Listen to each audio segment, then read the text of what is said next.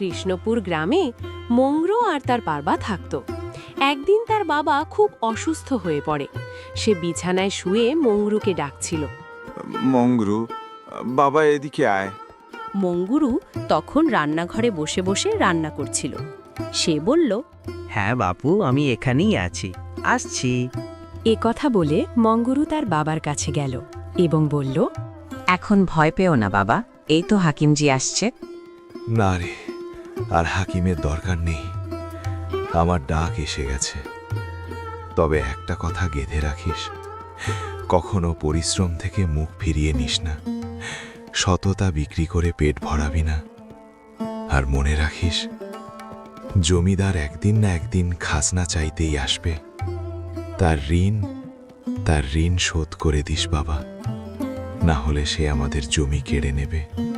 এই কথাগুলো বলতে বলতে দুঃখীরামের গলা দিয়ে একটা কর্কশ শব্দ বেরিয়ে এলো, আর তার হাত ঠান্ডা হয়ে গেল। মঙ্গুরুর চিৎকার বেরিয়ে এলো, বাপু, না বাপু, চোখ খোলো।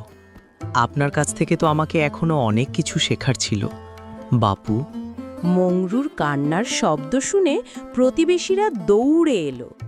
চোখের পলকেই ভিড় জমে গেল। ধৈর্য ধর মঙ্গুরু, মৃত্যুর ওপর কারো হাত নেই। দুঃখীরাম একজন ভালো মানুষ ছিল। সে সারা জীবন সম্মানের সঙ্গে জীবন কাটিয়েছে। এখন কানার সময় নয়, বাবাকে বিদায় দেওয়ার প্রস্তুতি নে। আমরা সবাই তোর পাশে আছি। গ্রামবাসীরা মিলেই তার বাবার শেষকৃত্য সম্পন্ন করল। মঙ্গুরু এখন ঘরে একা হয়ে গেল। রাত হলো, সে ঘুমিয়ে পড়ল। আর পরের সকালেই জমিদার বেটা ঘরের সামনে এসে হাজির হলো। জমিদার এসেই বলতে থাকলো, ও মঙ্গরু, বাইরে বেরো, সূর্য তো অনেক ওপরে উঠে গেছে, আর তুই এখনো ঘরের ভেতর গুটিসুটি মেরে পড়ে আছিস। জমিদারের কণ্ঠ শুনে মঙ্গুরু তাড়াতাড়ি ঘর থেকে বের হয়ে এলো আর বলল, রাম রাম মালিক, এখনো তো বাবার ক্রিয়াকর্মের ছাই ঠান্ডা হয়নি, আর তুমি এত সকালে? দেখ মঙ্গরু, এই দুনিয়া আবেগে নয়, হিসেবেই চলে। তোর বাবা যে ঋণ নিয়েছিল তার মেয়াদ শেষ হয়ে গেছে। এখন দুটো পথ, আজ সন্ধ্যার মধ্যে আমাকে 1000 টাকা শোধ কর, নইলে এই কাঁচা ঘর আর ওই 2 বিঘা জমি ছেড়ে দে। মালিক, আপনি তো জানেন বাপুর অসুখে সব শেষ হয়ে গেছে, ঘরে চাল ডাল নেই।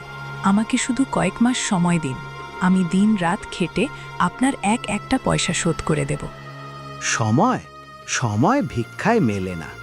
তবে চল, তোর উপর একটু দয়া হচ্ছে। যদি তুই নিজের ঘর আর জমি বাঁচাতে চাস, তাহলে আমার কাছে একটা রাস্তা আছে। কি রকম রাস্তা মালিক? আপনি যা বলবেন আমি তাই করব। আজ থেকেই তুই আমার এখানে বেঁধে কাজ করবি, বন্ধক মজুর হিসাবে। সারাদিন মাঠে কাজ, সন্ধ্যায় গোয়ালঘর পরিষ্কার আর রাতে পাহারা। এর বদলে আমি তোর সুদের অঙ্ক কমাতে থাকব, আর তোকে দিনে 2 বার খাবার দেব। মঞ্জুর? মঞ্জুর মালিক, আজ সন্ধ্যা থেকেই আমি কাজে হাজির হব। ঠিক আছে, মনে রাখিস, একদিনও যদি কাজ ফাঁকি দিস, সরাসরি উচ্ছেদের কাগজ নিয়ে হাজির হব। এ কথা বলে জমিদার সেখান থেকে চলে যায়, আর মঙ্গরু জমিদারের বাড়িতে কাজ করতে প্রস্তুত হতে থাকে। পরদিন জমিদারের বাড়ি যাওয়ার সময় তার বন্ধু পাপ্পুর সাথে দেখা হয়। মঙ্গরুর এই অবস্থা দেখে পাপ্পু বলে, মঙ্গুরু, আরে ভাই, তোরে কি হাল হয়েছে? সারা শরীর ধুলোয় মাখা, আর চোখে এমন শূন্যতা কেন? কি বলবো পাপ্পু, ভাগ্য এমনভাবে পাশা বদলেছে যে বাপু চলে যেতেই কাঁধে জমিদারের দাসত্বের জোয়াল এসে পড়েছে। মাঠ আর ঘর বাজাতে হাবেলিকে চাকরি মেনে নিতে হয়েছে। মঙ্গুরু, তুই এ কি করলি? তুই জানিসও না কার গলায় হাত দিয়েছিস? ও জমিদার মানুষ নয়, মানুষ খেকো। তার শর্ত মেনে নিয়ে তুই নিজের পায়েই কুড়ুল মেরেছিস। বাধ্য ছিলাম ভাই, বাপুর ঋণ আর সামান্য জমিটুকু, ওগুলো নিলামে যাতে আমি কিভাবে দেখতে পারতাম। আমার কথা কান খুলে শোন মঙ্গু, ওই হাবেলির 4 দেওয়ালের ভেতরে যে যায়, সে শুধু মজুর হয়ে থাকে না, সে শিকার হয়ে যায়। আমি নিজের চোখে দেখেছি, গত বছর রামুকে শুধু এই কারণে চাবুক মারা হয়েছিল যে সে একদিন তীব্র জ্বরে ছুটি চেয়েছিল। লোকটা ভীষণ নিষ্ঠুর, তার হৃদয় পাথরের। কিন্তু কাজ তো করতেই হবে পাপ্পু, ঋণ কিভাবে শোধ হবে? ঋণ? আরে ভাই, তার হিসাব তো খোদা নিজেও বুঝতে পারবে না। খাওয়ার জন্য এত কম দেয় যে মানুষ শুধু কোনো রকমের নিঃশ্বাস নিতে পারে, কাজ করার শক্তিই আর থাকে না। সে চায় মজুর যেন দুর্বলই থাকে, যাতে কোনো দিন মাথা তুলে দাঁড়াতে না পারে। আমি শুনেছি বাসি রুটিতেও সে কৃপণতা করে, আর কাজের মধ্যে সামান্য ভুলচুক হলেই তার লাঠি জন্তুদের মতো মারতে নামে। নিজের খেয়াল রাখিস মঙ্গরু, ওখানে দেয়ালেরও কান আছে। কারো ওপর ভরসা করিস না, আর যতটা পারিস তার নজর এড়িয়ে চলিস। সুযোগ পেলে পালিয়ে যাস, কারণ সে জমির বদলে তোর প্রাণ নিয়েই ছাড়বে। সতর্ক করার জন্য ধন্যবাদ বন্ধু, কিন্তু বাপু মরার সময় বলেছিল পরিশ্রমকে ভয় পাস না। যদি আমার ভাগ্যে চাবুক লেখা থাকে সেটাও সহ্য করব, কিন্তু নিজের বংশপরম্পরার জমি তার নামে হতে দেব না।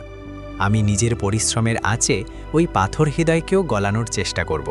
ঠিক আছে ভাই, ভগবান তোকে রক্ষা করুন। শুধু এটা মনে রাখিস, যদি কখনো মনে হয় প্রাণনাশের অবস্থা, তখনই ভাইকে মনে করিস। আমরা সবাই মিলে কোনো না কোনো পথ বের করব। এই কথা বলে মঙ্গরু সেখান থেকে চলে গেল। তার মনে ভয় বাসা বেঁধেছিল, কিন্তু সে ছিল অসহায়। কিছুক্ষণের মধ্যেই সে জমিদারের বাড়িতে পৌঁছে গেল। আয় মঙ্গু, আমি ভেবেছিলাম পাপ্পুর কথা শুনে তুই ভয় পেয়ে আজ পালিয়ে যাবি। মঙ্গরু চমকে উঠল। সে বুঝে গেল জমিদারের গুপ্তচর গোটা গ্রাম জুড়ে ছড়িয়ে আছে। না মালিক, গতল আমি কথা দিয়েছিলাম, আর আমি নিজের কথায় অটল। বলুন, আজ কি কাজ করতে হবে?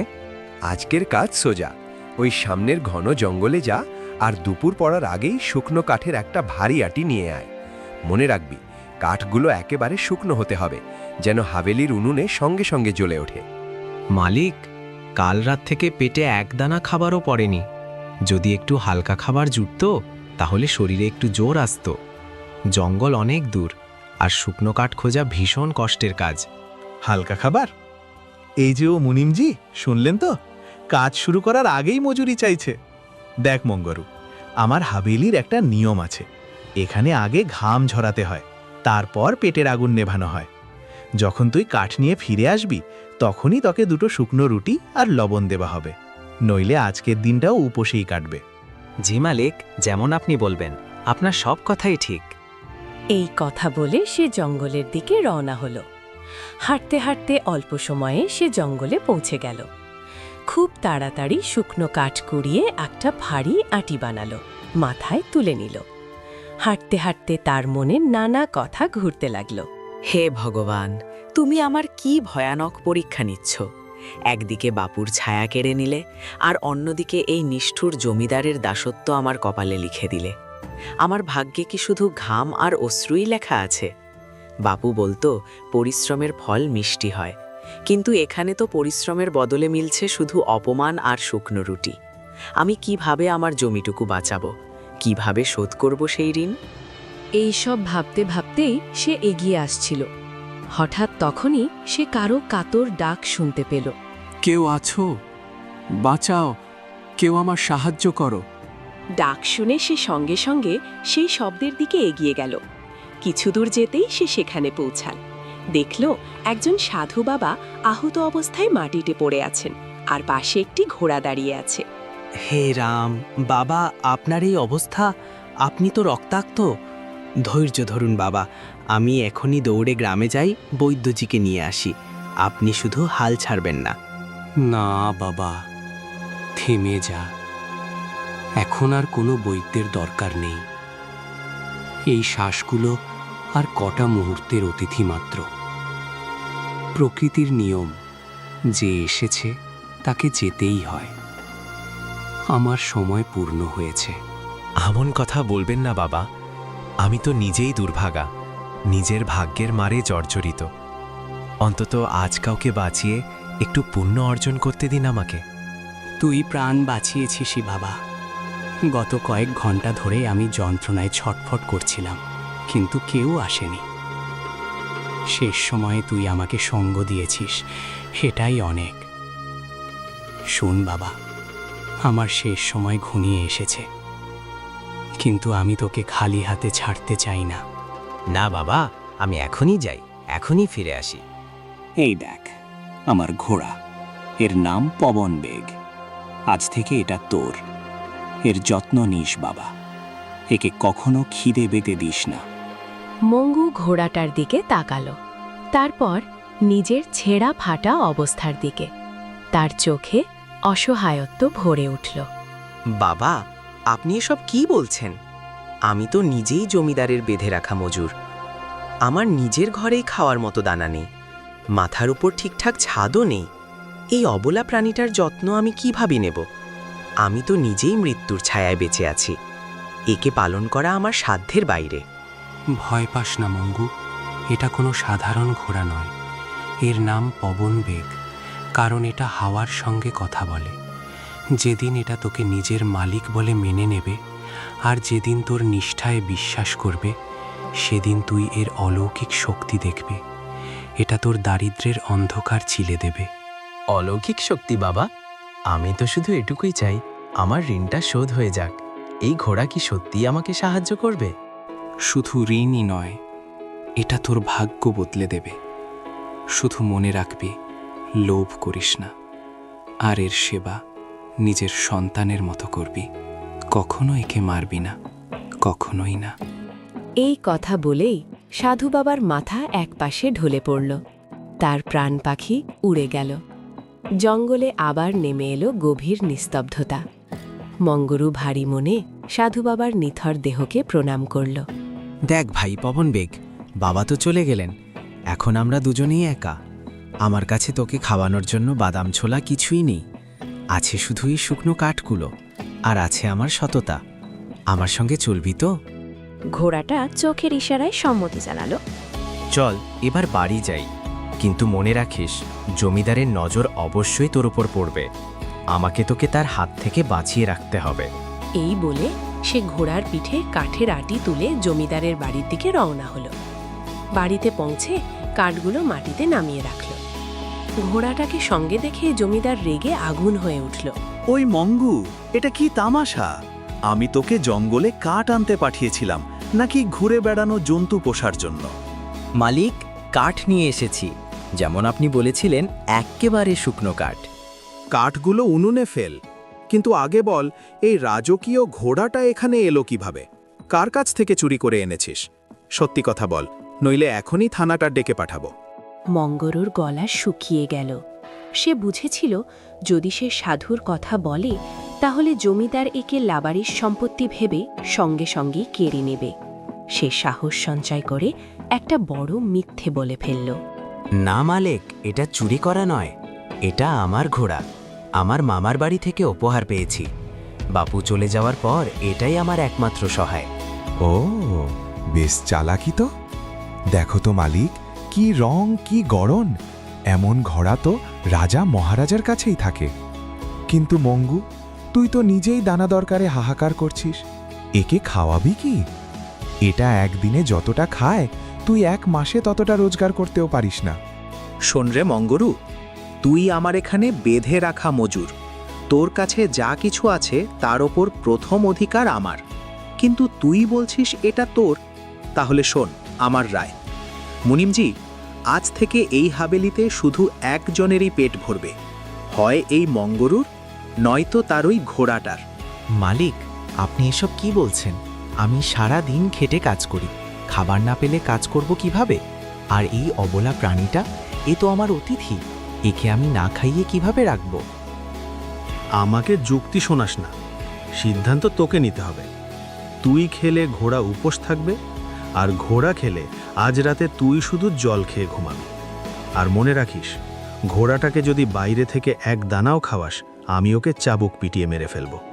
যা, ক্ষেতের ধারের ওই কুড়ে ঘরেই থাক। মঙ্গরু আর ঘোড়া দুজনেই ক্ষেতের কুড়ে ঘরের দিকে রওনা হলো। কিছুক্ষণ পর তারা ভেতরে ঢুকল। কুড়ে ঘরে ঢুকে মঙ্গরু নিজের সব দুঃখ ঘোড়াটার সামনে উজাড় করে দিল। দেখ ভাই পবন বেগ, বাপু চলে যাওয়ার পর ভেবেছিলাম পরিশ্রম করলে দিন বদলাবে, কিন্তু এখানে তো পেটের আগুন নেভাতেও নিজের প্রাণ বন্ধক রাখতে হচ্ছে। সাধু বাবা বলেছিলেন তুই অলৌকিক কিছু করবি, কিন্তু আমার তো ভয় হচ্ছে ক্ষুধায় না জানি আমার প্রাণটাই বেরিয়ে যায়। জমিদারের চোখে বিষ, সে তোকে কেড়ে নেবে, ও আমাকে মেরেই ফেলবে। আমি খুব একা হয়ে পড়েছি বন্ধু। এই কথা বলতেই হঠাৎ ঘোড়াটি কথা বলে উঠল। সে বলল, কাঁদিস না মঙ্গরু, যার হৃদয় পরিষ্কার আর সাহস আছে সে কখনো একা থাকে না। মঙ্গরু বিদ্যুতের মতো লাফিয়ে উঠল, চারদিকে তাকালো, কিন্তু কেউ নেই। তার মনে হলো হয়তো ক্ষুধার জন্যেই মাথা কাজ করছে না। কে বলল এখানে কি ভূতের ছায়া আছে? ভয় পেও না মালিক, আমিই বলছি, তোমার পবন বেগ। হে ভগবান, ঘোড়া কথা বলছে। আমি কি পাগল হয়ে গেছি, নাকি আমি মরে গেছি? শান্ত হও মঙ্গরু, সাধু বাবা বলেছিলেন না, আমি কোনো সাধারণ ঘোড়া নই। তোমার নিঃস্বার্থ সেবা আর আজ নিজের খাবার ত্যাগ করার যে ত্যাগ, সেটাই আমার মুখ খুলে দিয়েছে। তুমি আমাকে আপন করে নিয়েছ, এবার আমার কর্তব্য পালন করার সময় এসেছে। পবন বেগ, এটা কি সত্যি? তুমি কথা বলতে পারো? হ্যাঁ মঙ্গরু, শোনো, এই দুঃখের সময় থেকে বেরিয়ে আসার একটা পথ আছে। এখান থেকে কয়েক ক্রোশ দূরে উত্তরের দিকে একটা গোপন উপত্যকা আছে। সেখানে আছে একটি কল্পবৃক্ষ, মানে এক জাদুকরী গাছ। সেই গাছটা শত শত বছর পুরনো, আর তার শিকড়ে লুকিয়ে আছে পুরো ব্রহ্মাণ্ডের জ্ঞান। তুমি যদি তার নিচে দাঁড়িয়ে যা চাইবে সেটাই পেয়ে যাবে। তোমার দারিদ্র্য, তোমার ঋণ সব এক মুহূর্তেই শেষ হয়ে যেতে পারে। মঙ্গুর চোখে হঠাৎ করে এক ঝলক আলো জ্বলে উঠল, কিন্তু পবন বেগ সঙ্গে সঙ্গে সতর্ক করে দিল। কিন্তু থামো, ওই গাছ যতটা দয়ালু ঠিক ততটাই ন্যায়পরায়ণ। সে কাউকে কিছুই বিনামূল্যে দেয় না। সে তোমাকে একটি যক্ষ প্রশ্ন করবে, যদি তুমি সঠিক উত্তর দিতে পারো তবে তুমি রাজা হয়ে যাবে, আর যদি ভুল উত্তর দাও তবে তুমি সেখানেই পাথর হয়ে যাবে। তুমি কি প্রস্তুত? পাথর হয়ে যাওয়া মৃত্যু থেকে তো ভালোই পবন বেগ, এই দাসত্বের জীবন থেকে তো সেই মৃত্যুই ভালো। মঙ্গরু আর ঘোড়া এই গভীর আলোচনায় ডুবেছিল। এমন সময় হঠাৎ কুঁড়ে ঘরের বাইরে হিসাবরক্ষক মুনিম এসে পৌঁছাল। ভেতর থেকে দুজনের কথা শোনা যাচ্ছিল বলে সে সেখানেই থেমে গেল। এ কি, মঙ্গু কার সঙ্গে কথা বলছে? গ্রামের তো কেউ ভেতরে ঢোকেনি। কণ্ঠস্বরটা তো বেশ ভারী আর গম্ভীর, একেবারে যেন কোনো জ্ঞানী পণ্ডিত কথা বলছেন। এই কথা বলেই সে কুঁড়ে ঘরের ভেতরে ঢুকে পড়ল। এই মঙ্গু, কার সঙ্গে ফিস ফিস করে কথা বলছিস রে? এখানে কে আছে? আমি তো একটু আগে আরেকটা কণ্ঠস্বর শুনেছি। কেউ নেই ভাই, আপনি কাকে দেখছেন? এখানে শুধু আমি আর আমার এই পশুটাই আছে। মিথ্যে বলিস না, পরিষ্কার দুটা আওয়াজ আসছিল। কেউ বলছিল পাথর হয়ে যাবে। কোথায় লুকিয়ে রেখেছিস তাকে? আরে মালিক, ক্ষুধায় আমার মাথার ঠিক নেই। আমি নিজেই নিজের সঙ্গে কথা বলছিলাম। বাপু চলে যাবার পর থেকে একা থাকতে থাকতে এখন দেয়াল আর এই বোবা পশুটার সঙ্গেই কথা বলি। আমি নিজেকেই বলছিলাম, মঙ্গুরু, যদি পরিশ্রম না করিস তাহলে তুই পাথরের মতো জড়ো হয়ে যাবি। আপনি হয়তো সেটাই শুনেছেন। হ্যাঁ, সালা একেবারে পাগল হয়ে গেছে। এই নে দুটো শুকনো রুটি, জমিদার সাহেব পাঠিয়েছেন। খেয়ে নে আর ঘুমিয়ে পড়। কাল ভোরে তাড়াতাড়ি হাভেলিকে পৌঁছাতে হবে। আর হ্যাঁ, নিজের সঙ্গে কথা বলা বন্ধ কর, নইলে লোকজন তোকে পাগলখানায় ছেড়ে আসবে। এরপর হিসাবরক্ষক মুনিম খাবার দিয়ে সে চলে যায়। তখন পবন বেগ বলল, এবার আর দেরি করা ঠিক হবে না। জমিদার যদি সামান্য আঁচও পেয়ে যায় আমাদের মেরে ফেলবে। আজ রাতে সবাই যখন ঘুমিয়ে পড়বে তখনই আমরা সেই জাদুকরী গাছের খোঁজে বেরোব। ও গাছের প্রশ্ন আর শাস্তি সবই আমার মঞ্জুর, কিন্তু আর এই দাসত্বের জীবন আমি চাই না। ঠিক আছে মঙ্গুরু, নিজের সাহস শক্ত করে ধরো। আগামীকালের সূর্যই হবে তোমার নতুন ভাগ্যের সাক্ষী। পরের দিন সে আবার কাঠ আনতে জঙ্গলের দিকে রওনা হয়। কিন্তু সে আর সাধারণ জঙ্গলে যায় না, ঘোড়াটাকে সঙ্গে নিয়ে সোজা সেই জাদুকরী গাছের দিকেই চলে যায়। ঠিক তখনই এক গুরু গম্ভীর কণ্ঠস্বর শোনা যায়। থামো মানুষ, এই পবিত্র ভূমিতে পা রাখার আগে নিজের যোগ্যতা প্রমাণ করো। আমি কল্পবৃক্ষ, আমি ইচ্ছা পূরণকারী, কিন্তু আমি ন্যায়ের প্রহরীও। এখান থেকে কেউই খালি হাতে ফিরে যায় না। তবে যে ভুল উত্তর দেয় সে পাথরের মূর্তি হয়ে আমার শিকড়ের সার হয়ে যায়। তুমি কি প্রস্তুত? হ্যাঁ দেব, আমি প্রস্তুত। আপনার প্রশ্ন করুন। তাহলে শোনো আমার প্রশ্ন। কোন সেই বস্তু যা ভাগ করে দিলে বাড়ে আর লুকিয়ে রাখলে মানুষকে ভেতর থেকে ভাপা করে দেয়? আর কে সেই ব্যক্তি যে সবচেয়ে বড় যোদ্ধা অথচ কখনো অস্ত্র তোলে না? হে দিব্যবৃক্ষা, আপনার প্রশ্নের উত্তর আমার জীবনের দুঃখের মধ্যেই লুকিয়ে আছে। যে বস্তু ভাগ করলে বাড়ে তা হলো জ্ঞান আর ভালোবাসা। যেমন এক প্রদীপ আরেক প্রদীপকে জ্বালালে আলো বাড়ে, কমে না। আর যা লুকিয়ে রাখলে মানুষ ভেতর থেকে শূন্য হয়ে যায় তা হলো পাপ আর ছলনা। যেমন জমিদারের পাপ তাকে ভেতরে ভেতরে ভয় রাখে। সত্য, সম্পূর্ণ সত্য মঙ্গুরু। তুমি নিজের আত্মার মানদণ্ডে এই প্রশ্নকে যাচাই করেছ। আজ থেকে তোমার দারিদ্র্যের অবসান হলো। তুমি যা চাওনি সেটাও তুমি পাবে, কারণ তুমি ধৈর্যকে সবচেয়ে বড় যোদ্ধা হিসেবে চিনেছ। না দেব, আমার বেশি কিছু চাই না, শুধু আমাকে এতটুকু টাকা দিন যাতে আমি জমিদারের সব ঋণ শোধ করে মুক্ত হতে পারি। মুহূর্তের মধ্যেই সেই বৃক্ষ মঙ্গুরুকে টাকা দিয়ে দেয়। মঙ্গুরু টাকা নিয়ে ফিরে আসে, জমিদারকে সব টাকা দিয়ে ঋণ শোধ করে নিজের ঘরে চলে যায়। জমিদার দাঁতে দাঁত চেপে বলে, শালা এই মুংরু কাল পর্যন্ত যার ছেঁড়া ধুতি পড়ারও সামর্থ্য ছিল না, সে আজ একবারেই পুরো ঋণ শোধ করে দিল। মুনিম, আমার মাথায় কিচ্ছু ঢুকছে না। নিশ্চয়ই কোনো কিছু গড়বড় আছে, নয়তো পুরোটাই গড়বড় আছে। হুজুর, আপনি একদম ঠিক বলছেন। আমার সন্দেহ তো সেদিনই হয়েছিল যেদিন আমি ওর খেতে গিয়েছিলাম। নিজের চোখে দেখেছি ও একা দাঁড়িয়ে বিড়বিড় করে কথা বলছিল। প্রথমে ভেবেছিলাম ওর সেই মরা পাতলা ঘোড়াটার সঙ্গে কথা বলছে, কিন্তু ঘোড়া তো কথা বলে না। মালিক, তাহলে কি নিশ্চিত কোনো জাদুর চক্কর আছে? জাদুকরী শক্তি। যদি সেই নিচের হাতে কোনো গুপ্তধন লেগে যায়, তাহলে এই এলাকায় আমার আর কে দাম দেবে? লোকজন আমার কাছে ঋণ নিতে না এসে ওর কাছেই সাহায্য চাইবে। আমার রিয়াসাত, আমার দাপট সব মাটিতে মিশে যাবে। জি সরকার, ও যদি বড় মানুষ হয়ে যায় তাহলে তো আপনার নাম ডাক একেবারে শেষ। তাকে সর্বনাশ করতেই হবে মুনিম। ওর আসল সত্যটা বের করো, এখনই যাও। দরকার হলে পাতাল পর্যন্ত খুঁজে বের করো, কিন্তু জানতেই হবে এই টাকাগুলো কোথা থেকে ঝরছে। মুনিম সঙ্গে সঙ্গে বাড়ি থেকে বেরিয়ে পড়ে। কিছু দূর যাওয়ার পর অল্প সময়ের মধ্যেই সে মঙ্গরুর বাড়ির কাছে পৌঁছে যায় এবং একটি গাছের আড়ালে লুকিয়ে পড়ে। মঙ্গরু তার ঘোড়ার সঙ্গে কথা বলছিল। শোনো পবন, আজ আমরা জমিদারের ঋণ তো শোধ করেছি, কিন্তু আমার মন এখনো অশান্ত। কেন মঙ্গুরু? এখন তো তুমি স্বাধীন। সেই নিষ্ঠুর জমিদারের এক পয়সাও আর তোমার ওপর বাকি নেই। স্বাধীন আমি হয়েছি পবন, কিন্তু আমার গ্রামের বাকি ভাইয়েরা এখনও তার দাসত্বের শিকলে বাঁধা। আমি গরিব মানুষগুলোর সাহায্য করতে চাই। আমার আরও টাকা দরকার। তুমি সত্যিই বড় মনের মানুষ মঙ্গুরু। তুমি কি করতে চাও? আমি চাই না মানুষ আর সেই জমিদারের কাছ থেকে ঋণ নিক, নিজের জমি আর ঘর তার কাছে বন্ধক রাখুক। এজন্য আজ সন্ধ্যাতেই আমাদের আবার সেই জাদুকরী রাজটার কাছে যেতে হবে। তার 3টি প্রশ্নের উত্তর দিয়ে আরও কিছু টাকা নিয়ে আসতে হবে। ঠিক আছে মঙ্গুরু, সূর্য অস্ত গেলেই আমরা জঙ্গলের দিকে রওনা দেব। তবে মনে রেখো, ওই গাছের প্রশ্ন প্রতিবারই আরও কঠিন হয়। এই সব কিছু মুনিম গাছের আড়াল থেকে শুনে ফেলল এবং তারপর সে বলল, ও তেরি, এই ঘোড়াটা তো সত্যি মানুষের মতো কথা বলছে।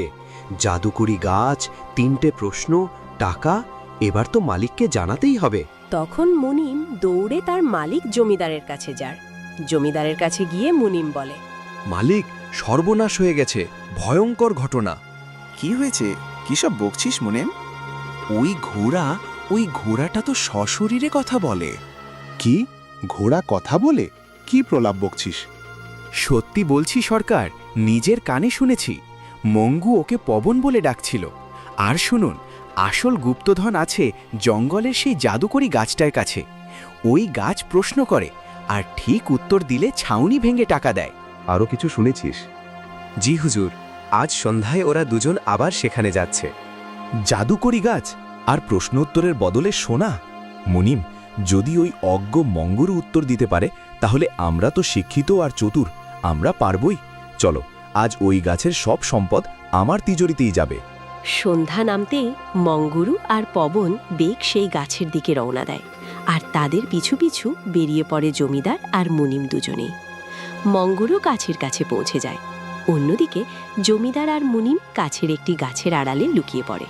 গাছের কাছে গিয়ে মুনিম বলে, হে দিব্য বনদেবতা, প্রণাম। আমি আবারও আপনার শরণে এসেছি। মহারাজ, আমরা জানি আগেও আপনি আমাদের অনেক সাহায্য করেছেন, কিন্তু গ্রামের অবস্থা এখনও ভালো হয়নি। আমাদের আরও ধন দরকার, যাতে কোনো গরিব মানুষ ক্ষুধায় না থাকে। মঙ্গরু ও পবন বেগ, তোমাদের উদ্দেশ্য যে পবিত্র তা নিয়ে কোনো সন্দেহ নেই। কিন্তু প্রকৃতির নিয়ম অটল। আমি বছরে মাত্র একবারই কাউকে সাহায্য করি। কিন্তু মহারাজ, জমিদারের অত্যাচার দিন দিন বাড়ছে। আজ যদি আপনার সহায়তা না পাই তাহলে বহু ঘরবাড়ি নিলাম হয়ে যাবে। সাবধান মঙ্গরু, আমাকে জোর করার চেষ্টা করো না। আমার শক্তির সীমার সম্মান রাখো। যদি নিয়ম ভাঙার চেষ্টা করো তার পরিণতি হবে ভয়ঙ্কর। তোমরা দুজনেই তৎক্ষণাৎ মৃত্যুর মুখে পড়তে পারো। এখনই এখান থেকে ফিরে যাও। ঠিক তখনই পবন বেগ মঙ্গরুকে বলল, দেবতা ঠিকই বলছেন মঙ্গরু, আমাদের জিদ করা উচিত নয়। চলো আমরা পরের বছরের জন্য অপেক্ষা করব, কিংবা অন্য কোনো পথ খুঁজে নেব। যেমন আপনার আদেশ মহারাজ, আমার ভুলের জন্য ক্ষমা প্রার্থনা করছি। এই বলে মঙ্গরু আর পবন বেগ সেখান থেকে ফিরে যায়। মঙ্গরু চলে যেতেই ঝোপঝাড়ের আড়াল থেকে বেরিয়ে আসে জমিদার আর মুনিম। তাদের চোখে লোভের লালচে ঝিলিক। দেখেছিস মুনিম, ওই ভীতু মঙ্গু খালি হাতেই ফিরে গেল। বছরে একবারের কথাটা তো সে মঙ্গুর জন্যই বলেছিল। একদম ঠিক ধরেছেন সরকার। গাছটা তো বলেছিল একজন মানুষের একবার ইচ্ছা পূরণ করে, আমরা তো দুজন, মানে ডাবল খাজানা। তারপর জমিদার গাছটাকে উদ্দেশ্য করে বলে, ওই গাছ, বাবা শুনছ তো, ওই ভিখারি মঙ্গরু চলে গেছে, এবার আসল মালিকরা এসেছে। বের করো সোনা, রূপো আর মোহর। ঠিক তখনই গম্ভীর কণ্ঠে আওয়াজ শোনা গেল, মূর্খ মানুষগুলো, তোমরা এখানে ধনের লোভে এসেছ? তোমরা কি জানো না এখানে চাইবার মূল্য কি? মূল্য? আরে গাজ্জি, জমিদার সাহেবের তো অনেক ইজ্জত আছে, সেটাই নিয়ে নিন। চুপ, নিয়ম শোনো। আমি তোমাদের 3টি প্রশ্ন করব। যদি 3টোরই সঠিক উত্তর দিতে পারো তবে তোমরা এত ধন পাবে যে 7 পুরুষ বসে খেয়েও শেষ করতে পারবে না। কিন্তু যদি একটি উত্তরও ভুল হয় তবে এই মুহূর্তেই তোমরা মৃত্যুবরণ করবে।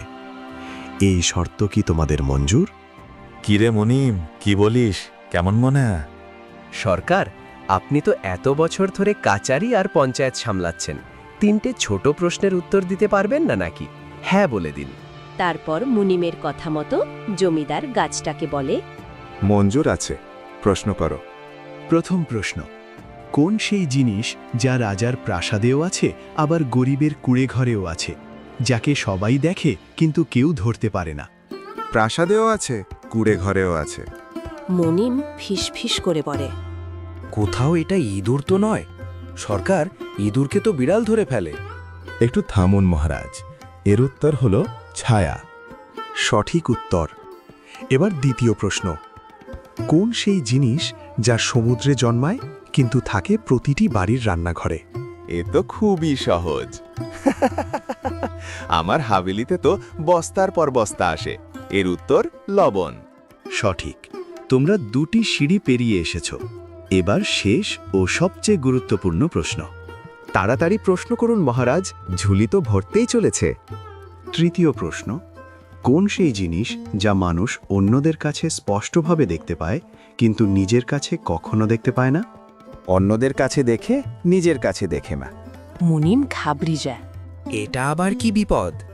কোথাও কি সৌন্দর্য? না, সৌন্দর্য তো আয়নায় দেখা যায়। তাহলে হয়তো ধন? মহারাজ, এর উত্তর মৃত্যু। মানুষ অন্যের মৃত্যু দেখে, নিজেরটা দেখে না। ভুল, সম্পূর্ণ ভুল। এর সঠিক উত্তর হল নিজের ভুল। মানুষ অন্যের ভুল সঙ্গে সঙ্গে দেখতে পায়, কিন্তু নিজের ভুল কখনোই দেখতে পায় না। না মহারাজ, আরেকটা সুযোগ দিন। সময় শেষ। তোমরা দুজনই নিজের ভাগ্য বেছে নিয়েছ।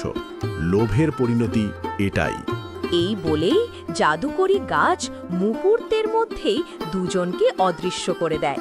তাই তো বলা হয় লোভ খুবই খারাপ জিনিস। Subscribe to my channel. দ্বিতীয় পর্ব দেখার জন্য সাবস্ক্রাইব মাই চ্যানেল ছোটদের গল্প to watch the second part.